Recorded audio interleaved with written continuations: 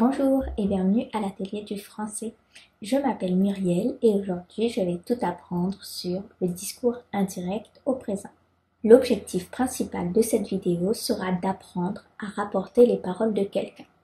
Pour ce faire, on va apprendre à former le discours indirect au présent et à l'utiliser. C'est parti!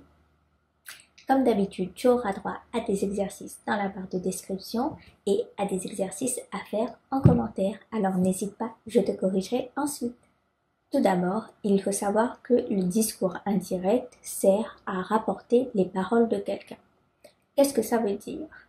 Ça veut dire que le discours indirect va être employé pour raconter ce que quelqu'un a dit à quelqu'un d'autre. Par exemple, je suis en classe. Je reçois un message d'une amie, Salomé, qui me dit « Je vais être en retard ». Ce que je peux faire, c'est aller voir le professeur et lui dire « Salomé dit qu'elle va être en retard ». C'est du discours indirect. Je vais aller lui parler de ce qu'on m'a dit. Donc, je vais aller dire au professeur ce que Salomé m'a dit. Salomé dit qu'elle va être en retard. Voilà le discours indirect. Comment se forme le discours indirect? D'abord, le discours indirect se base sur un discours qui était d'abord direct, c'est-à-dire quelque chose qui a été directement dit. Ici, dans notre exemple, Tom dit « je vais travailler ». Il me dit directement « je vais travailler ».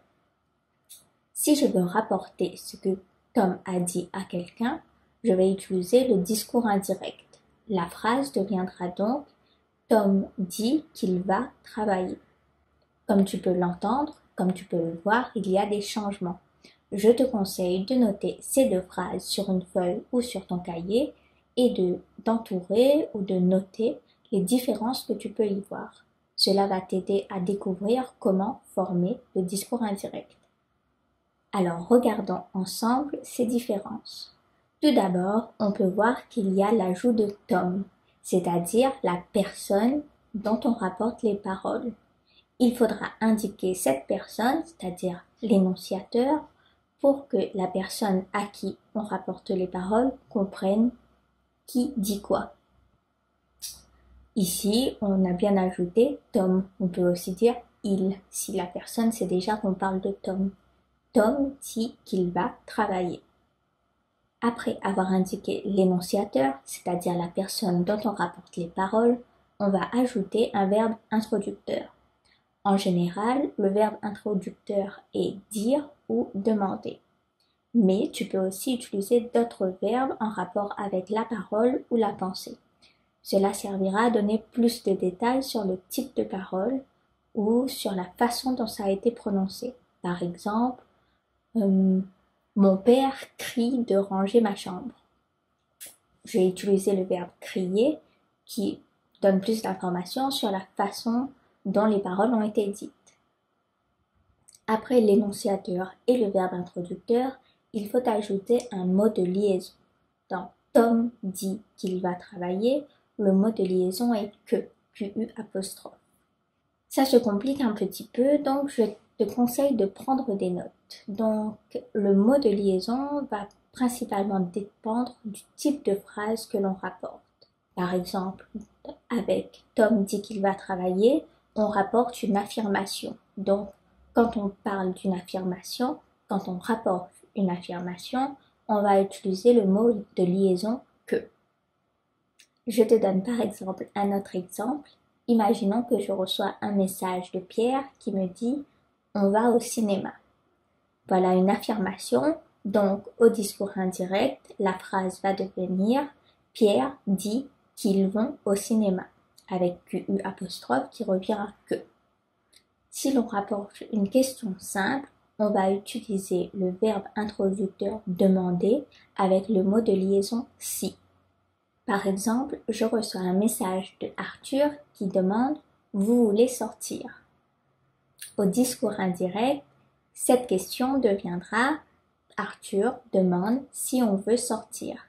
Arthur est l'énonciateur, demander est le verbe introducteur et si est le mot de liaison avant ces paroles. Arthur demande si on veut sortir. Si la question commence ou se termine par un mot interrogatif, c'est-à-dire où, quand, comment, combien, pourquoi, on va réutiliser ce mot interrogatif comme mot de liaison.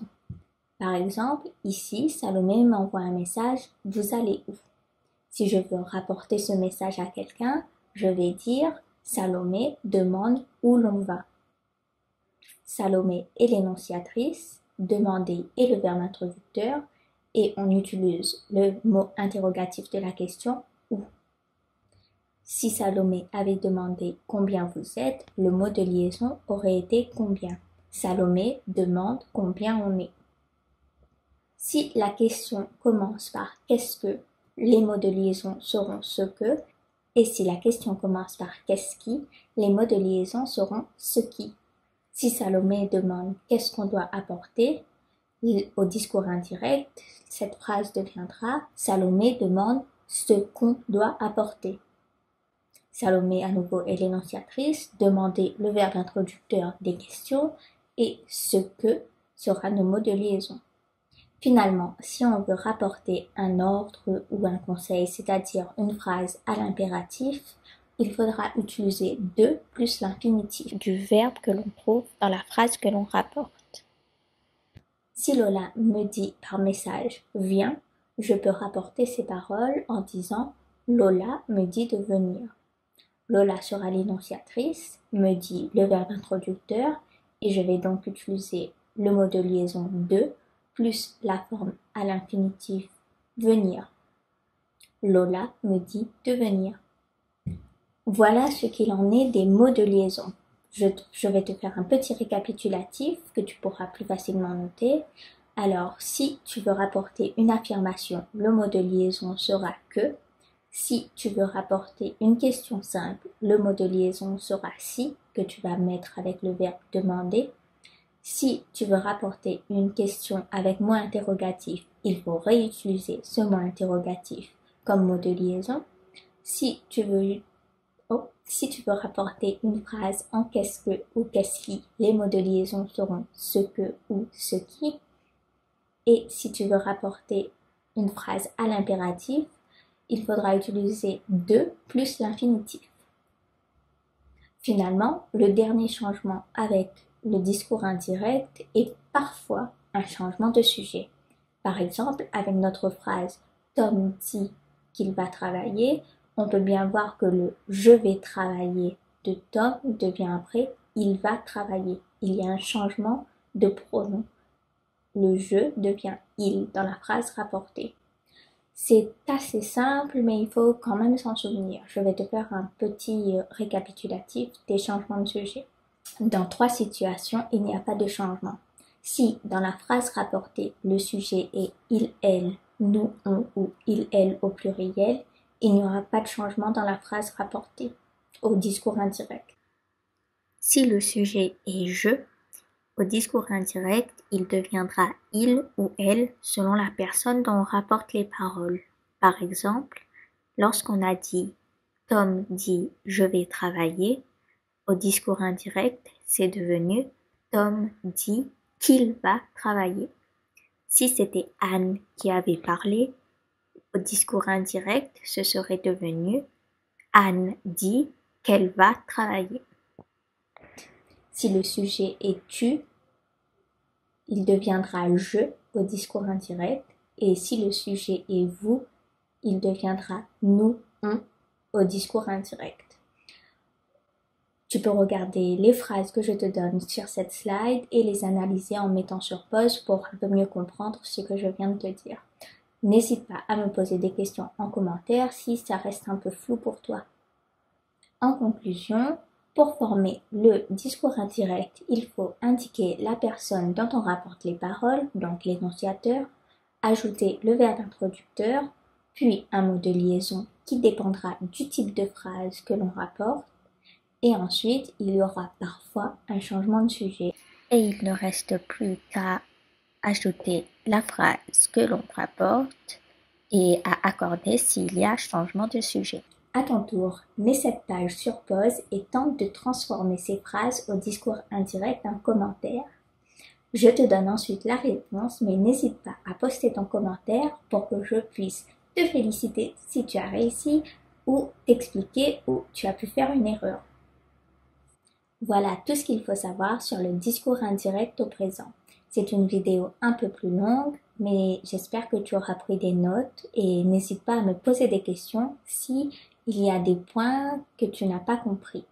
Si tu as aimé cette vidéo, n'hésite pas à cliquer sur j'aime et à t'abonner à la chaîne de l'Atelier du Français. Et comme d'habitude, je te conseille d'aller voir les autres vidéos de l'Atelier du Français pour en apprendre plus sur la grammaire française. À bientôt!